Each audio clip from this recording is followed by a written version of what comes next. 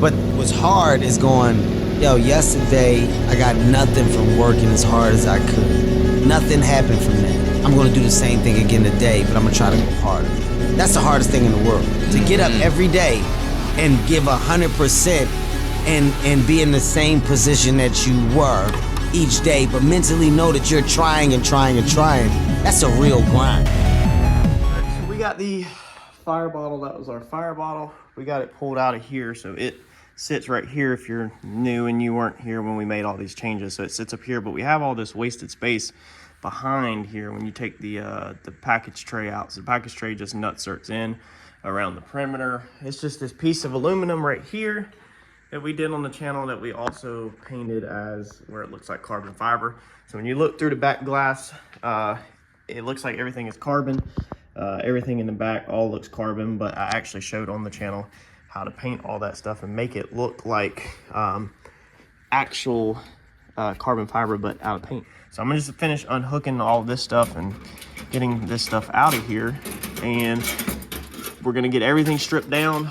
That's the best way to do this a lot of times, is not sit there and fight around stuff, just to go ahead and get everything taken apart, and then we completely can lay everything out from scratch again and see what we can reuse and what we can't, so that hopefully this will be a piece off of our checklist that is completely done now, and hopefully the rear end will be weight adding friendly. We also need to redo a couple of these battery wires, if you recall. All right, so we got everything stripped out of here and got everything removed. This area right here is aluminum, because if you remember when we built this floor, it was made out of aluminum, but then we just spray painted it real fast to rush it. And then we put everything in, and it's absolutely got tore up, and that's probably one of the things that's also bothered me the most. We should have base coated and clear coated it, or just left it straight aluminum, or put some sheet metal in here that was like trailer skin, you know, that was already comes a certain color. So we went and had to drill out all of our rivets around the edge. It's absolute mess, but we got everything drilled out, got everything popped up, and everything come right out besides this one freaking wire. This is for the lights under the car, and I ran it through there without a plug. So for right now, I'm just going to snip the metal so we don't have to cut the wire, and then see if we can figure out how not to cut the wire so I don't have to put a plug on it or splice it back together. I put the fuel cell in there, tested it up high with some blocks, and I got an idea how it's going to work, so that's the reason why I moved to taking the floor out. So we're going to get this sheet metal out of here, and that's going to expose the main structure of the floor that we built a while back. And then we will refit the fuel cell in and see what changes we may need to make. All right, so I think I have been going about all of this wrong. So I was trying to put the radiator, cooler, the fire bottle, the puke tank. I was trying to put everything and get this fuel cell where it's up here, tucked up underneath the rear package tray as much as it can, far forward. And that way we had room back here for weight. And then it dawned on me, it was like, that don't make no sense. So if we kept this fuel cell full, even at 10 gallons, Alki Diggers was explaining that that's a lot of volume. That's a lot of weight of fuel in here pushing, trying to get out through your sump down there. So everything wants to leave through them hoses. So that's just gravity, the laws of gravity. So therefore,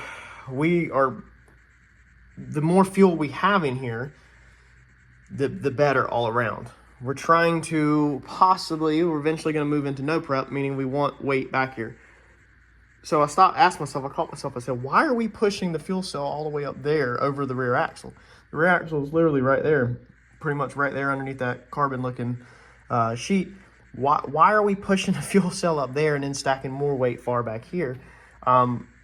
I just closed this, and then also having to possibly build something onto here, because it was so far underneath there, we would have to build a spout to get the fuel in there, or cut a hole in the trunk lid and everything, just all around. I was like, why are we not just putting the fuel cell up high and center of the car? That way all the water weight that's back here, fuel weight, is up high and as far back as possible, and then we will stack our other stuff up there under the package tray that we never have to get to. So we never really have to get to the puke tank. We never have to get to the fire bottle, really. We never have to get, because the fire bottle is, you pull it in the car, so you'd only have to get to it if you were servicing it, changing it out. We never have to get to the trans cooler. So them are items that we don't have to service let's put all of them items up here underneath the package tray, okay? And then that way they don't have to be got to, but if you have to get to them, you could take all this apart and get to them within, you know, under, you could probably get down there in there to them you could get some of it this way, but you could get down there in probably 10 minutes or less. If you had to get in there for some reason at racetrack. I was like, and then let's put our battery, let's leave our battery over here, but we're gonna build a tray to put the thing all the way over there to help counter any weight from me. So weight far back, weight opposite corner of the driver, fire bottle also on this side because it's the heaviest. You know, puke tank is the lightest because it doesn't have anything in it, then trans-cooler. So we'll work all of our weight. We'll keep our weight in this area over here and no weight over here because of the driver. And that should put our corners, our corner weight's beautiful. So I think I've got this thing figured out. I simply now just need to build the new support system for the fuel cell. It's going to need a couple bars underneath it also because you don't want to go just to the tabs, and weld it all up and then start mounting the stuff up front. But that literally right there took quite a bit of time to just figure it out. All right, so a lot of people don't know because I wasn't doing YouTube when I originally built this car. I bent this whole car up with this Harbor Freight tube pipe bender right here. This is for actual pipe, not tubing. It's a completely wrong tool to use, but that's how the whole front half of this car was built. The cage was a pre-bent deal from, I think it was Rhodes race cars, but everything else, all the rear, the front, everything that's bent on this car besides the cage was all bent up off of this Harbor Freight pipe bender. So we are gonna, all right, let's see here, that's touching. So we are gonna now take this, zero this out. This is the one that come in our alignment kit. If you remember the kit I bought for alignments, that's it. So we zeroed that out. Well, it says 02. It ain't gotta be that precise. There we go. So zeroed out. And what I've done is, it is crazy the level of roughness that I use when bending all this stuff up. I'm definitely not the guy to learn how to bend from, but this is what I'm doing. So we're gonna bend this thing up to go between this main tube right here. I think this is the best deal. So we're gonna go between that bar and this bar over here so that hopefully we can go from that bar, come at a 45, go straight across 45 down and hit that other bar. Now, there's a lot of science on how to do that and measurements and calculating, and I do absolutely none of it. I just wing it. So, and I kind of built this whole front end off of kind of winging it and just eyeballing everything. So I'm going to use the square tubing that we had left over from trailer, but we're going to try to put an actual main heavy, decently heavy duty bar in there to add a little bit more structure in the rear and give us a really solid point to mount the rear of it. So we're just gonna, we lined up the end of this bar right here, the bare minimum that it sticks past. I pretty much lined that up. It's a little bit of a gap, but it was lined up with that right there touching the Sharpie. And then what I'll do is I'll just bend this a couple degrees, and then I'll flip the pipe around, line it up again, bend the same angle in the other side, and then test fit it in the car. And basically I'll keep, if the pipe is straight like this, I'll keep folding the ends inwards until I can fish mouth them and weld it in. No measurements or nothing. I measured between the two chassis bars and it's 33.5. So technically between the two ends should be close to that with the fish mouth. You got to count for the fish mouth. So I'll probably get it where it's a little too big, and I'll probably let fish mouth on the bottom side versus dead center, and hope it works. But yeah, that's it. So I'm gonna put the camera down.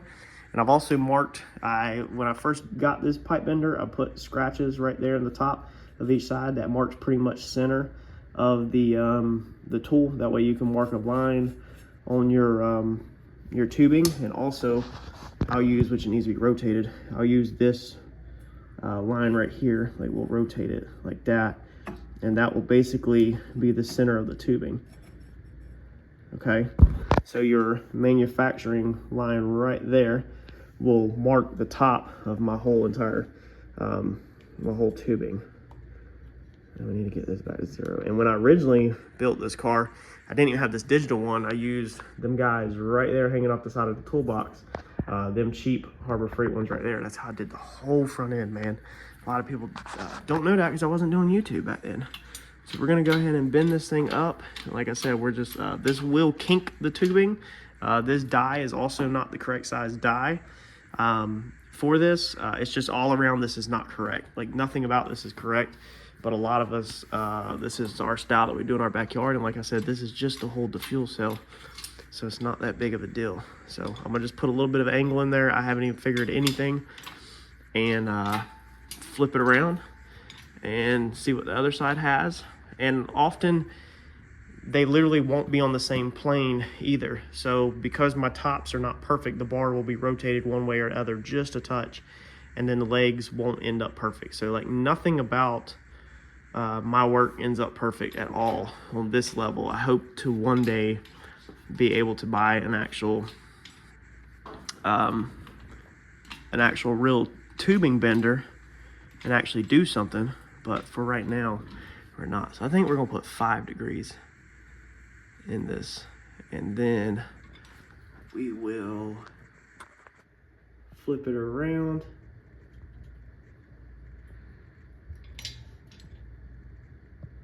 And we'll do the other side 5 degrees and hope that they're close to the same plane. Oh, what a pass. 518. Okay, so now we're gonna take it out, flip it around, do 518. Well, now it's on 512. Somewhere in that ballpark, 510. And flip it around, and it keeps going down. I guess it's recalculating. Should be about 5 degrees. We'll put about 5 degrees in the other side and test fit it in the car. Look, 5 degrees. Still climbing down. I think it's gonna settle on 5-ish. All right, let's flip it around. All right, so that's 15 on this, so that should be a 30-degree bend. I believe you put 15 on this side, and it's gonna be 15 on that side also, and that believes 30. It's been a while since I've been up tubing, like a couple of years. When I did the front originally, I did a little bit of math, but very, very rough compared to what other people do. So as you can see, we got some bends in it. That's pretty much how I'm thinking I want it. Anything past that, we start kinking it really bad. You know, you start getting into the 45 and it starts really kinking it pretty severely. So it's too wide, which is perfect, because now what we can do is now we can measure between here and over there, and then we will find center on this pretty much, and then make sure our legs, we've got our center mark of our bend. So we'll come across and make sure that both of these are roughly the same, and then we will fish mouth them there, and then it should fit on that bar. And then from there we can kind of play with it to hopefully get it sit right. And then with the fuel cell, we're not looking for precise with the fuel cell, so from there we can build tabs off of this forward, because I want this to go under the fuel cell to hold the weight of the fuel cell, and then I actually want the tabs to be on this side. Fuel cell be back here, basically the bar like this bar right here, the fuel cell resting on this, and the legs sticking out. That way it'll hold the bar. And then in the front, I'm not sure what we'll do yet. We're not going to do a bar. I only decided to do a bar there to tie them, that chassis together, and I would have went straight between them, but it's not enough height. Like the fuel cell is too far this way. If I go straight between them, I have to go back with the fuel cell. So that's the reason why I wanted to bend this up. All right, so we got it sitting in there. Man, I'm absolutely in love with this. This is the reason why I love working on these freaking cars, man. Yes, the Holly is unplugged, batteries out of the vehicle. The ECU is also unplugged because we're welding on the vehicle. We have it centered, so pretty much 10 inches. That's going to be your U, the center of your U's. So I've pretty much centered it off the keyhole. But interesting fact is measuring from here to the metal is 16 inches. From here to the metal lip on the trunk lid is 15 inches. But the center of the fuel cell is literally centered off the keyhole, which is centered off the taillight pedal. So there's always funny things with classic cars that sometimes you can't measure off of the same thing. It's what I was kind of telling John with Randy's car, if you watched that video, when they were trying to plot the suspension and measure it off the quarter panels. Like with this car, I know for a fact that one side of the speaker deck is the package tray.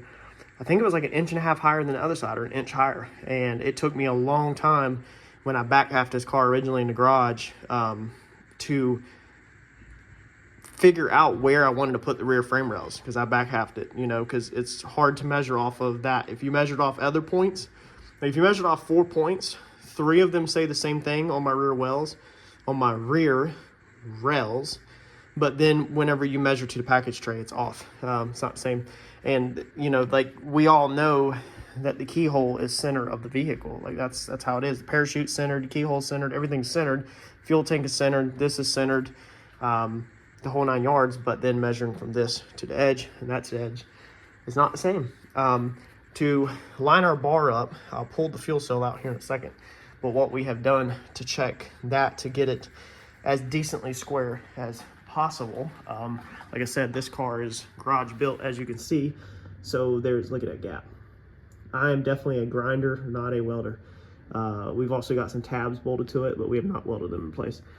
But to get this bar where it's pretty much in there square as possible, the halo around the top, the cage inside the car, the halo up there, okay, that was pre-bent. So that's gonna be spot on, and that's pretty much the same off the windshield coming back. So we ran down these bars. So I measured down these long runs that go up to the halo and measured to the center of this bar off the halo bar on top and have it centered. That also matches where I dived into my frame rails right here, okay, from that point to the center is pretty much, I think, the exact same side to side. I can't remember that measurement, but I do know from this bar to the halo is completely the same side to side square. So how we're doing this is we have these little tabs. I always keep stuff like this around because I change stuff so much. Is I simply just went ahead and bolted it to the bottom of the thing, and that's going to pretty much overlap. Like these points will overlap the bar a little, and then there should be a little bit of gap right here, and it overlaps when we do the final weld. But we should be able to weld this thing all the way around flat on the bar. I was going to go ahead and do it, but I'm not going to weld it in right now because we're going to hit up Southern Metals in the morning, and we're going to bend us up another bar. We're going to get some other bars. I got Fat Daddy stuff here at the house, but I don't have any more small stuff, and I want some more of that small stuff. So we're going to go from this bar, and we're going to bend one up that goes straight, and then it will bend down and tie into our parachute bar. So there's a parachute bar that goes across like this. It goes from factory frame rail to factory frame rail. That's it.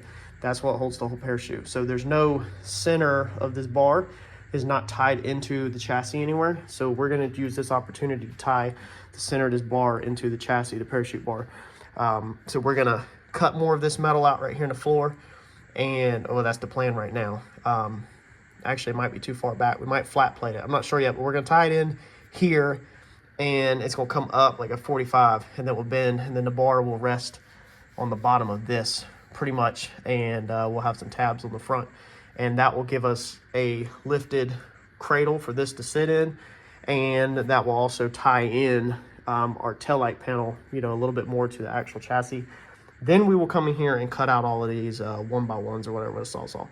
I don't want to do it now because I've got blocks on top of them and stuff sitting like that. Let me get this out of here and I'll show you.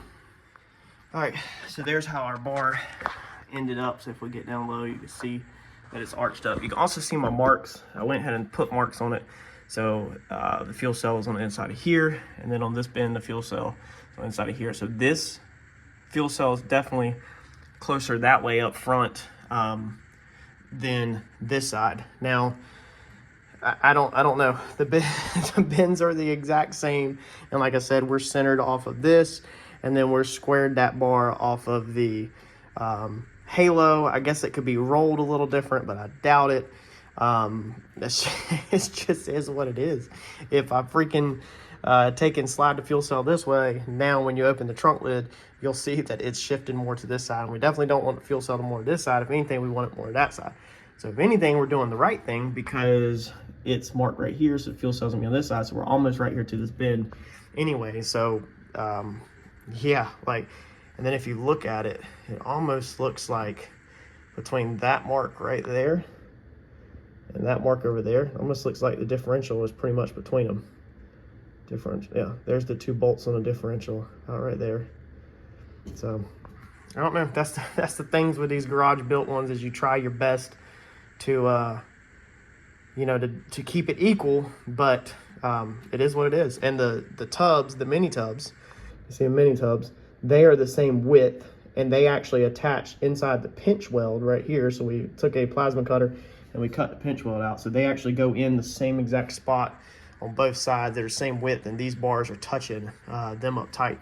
So we know that it's not like our bars on the rear are scooted over, and then also our metal frame rails right here. So we've added square tubing frame rails. The factory frame rails are on this side, and then this square tubing is attached to frame rails. So this square tubing is butted against the frame rails on both sides. So that's that was centered, but for some reason the fuel cell's still off. So when you're building some of these cars, y'all, don't just do the best you can. Measure off everything you can measure, double, triple, quadruple check. But when it's not a chassis built car, like some stuff is just not gonna be square, man. Sometimes from the factory they offsetted stuff, or stuff, car could have been in a wreck in its past and got a little twisted up or something. But just do the best you can. Trust your measurements, trust your instincts, and go from there. These are the tabs. Like I said, they're basically gonna get put on there like that. So we'll fill in that gap in the center with some weld. And that's how they'll be. They basically, I've got them where I pull the fuel cell back, and when they touch the bar, pretty much like that, I pull them up a little, and then we'll burn them in. We're not gonna be able to weld in that gap if it's that big, probably. I don't know. I can stack a lot of boogers, but I don't want to square cut them because it's just more complicated to get them square. They're nice and machine cut right there, and I'm just making do. You can go on eBay and order the correct tabs, but I buy stuff in bulk, and then I just use what I got. I'm not rich, so I just use what I got, make it work. But yeah, that's how it is. Dude, I'm so stoked about that. It looks so freaking good. This is also gonna raise our height in the center here. Our floor is gonna be up higher now, so we should be able to, I'm thinking, possibly tuck the radiator. If we do a rear mount radiator, we should be able to tuck it up a little higher in the floor is my hopes. So pretty good afternoon, pretty good progress for Friday afternoon. All right, so I think it's an excellent stopping point for this afternoon. We've got a mess. We've cut all this out. For weight, and everybody's asking, well, what about weight? So we're putting these bars in here, okay? And this is my thought. We're putting these strong bars from here to here. Fuel cell, the bar is gonna be near the edge of the fuel cell. That bar up there is at the edge of the fuel cell. So I'm almost thinking we'll come off of these bars, off to the side, with like either a curved up bar that has, big bolts on it to screw them down on both sides. Y'all like that idea? And we'll be able to basically store weight over here in the sides, hopefully, because I'm gonna set the battery way back, hopefully up in there this time. Build another metal tray for it to sit on top of. Still utilize our battery tray, but build a little support frame. And you'll possibly still be able to use these bolts and slip one underneath, possibly, but I'm not 100% sure. And our parachute bar, this is our parachute bar right here. So we are like right here, perfect, where hopefully we could dive in the 45 and come up and tie all that together. If I can make it happen. That's where stuff gets tricky for me.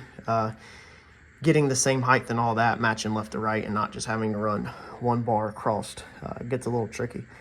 If it seems too tricky, then what I'll do is I'll do the same thing. I'll take a bar like that, notch it like that, and I'll weld it to that so that it does like this and not like that. But I really want to tie them together. Maybe I should just go straight. Maybe I should just come off of here and just go straight to there. I don't know. We'll figure that out tomorrow. We gotta get material tomorrow. That's gonna be a wrap on day one of cutting out floor structure and making changes in the trunk. I'm excited because no matter what, we had to do this anyway to make some changes for no prep, and we're adding more structure to the back so that we can put more weight back here safely. So smash that like button, and I'll catch you on the next video. Thanks, y'all.